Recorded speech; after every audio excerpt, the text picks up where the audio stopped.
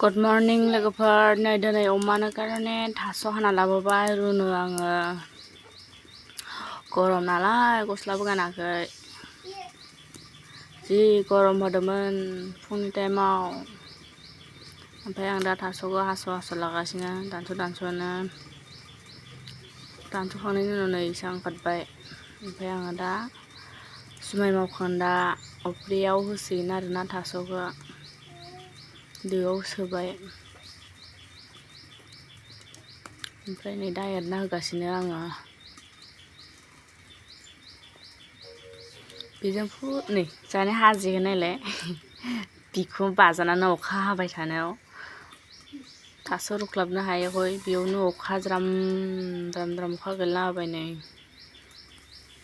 हासिगानो जि फोराननाय खन्थाइ थिखोनोनो हाख्लाबाखै आंथ' सयथिबो अखायानो जि बोरैबा मोनसे द्राम हागासिनो ओमफ्राय नै जाना अखा एसे हाबानो बेयाव बानपानी जाखायो आरोना सान्दुंसो ओंखारबोनो होदों ओमफ्राय नै जाबा ओमफ्राय लांथियाया नै माबोरै दङ बाजाखांनानै दहाय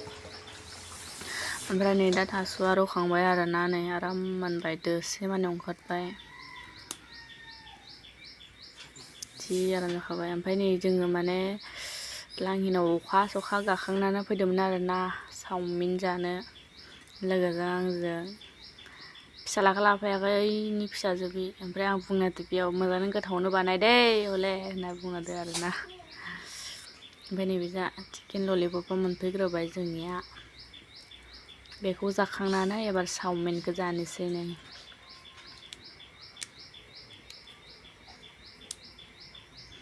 दावदैबो दङ ओमफ्राय बेदरबो दङ आरो नैबे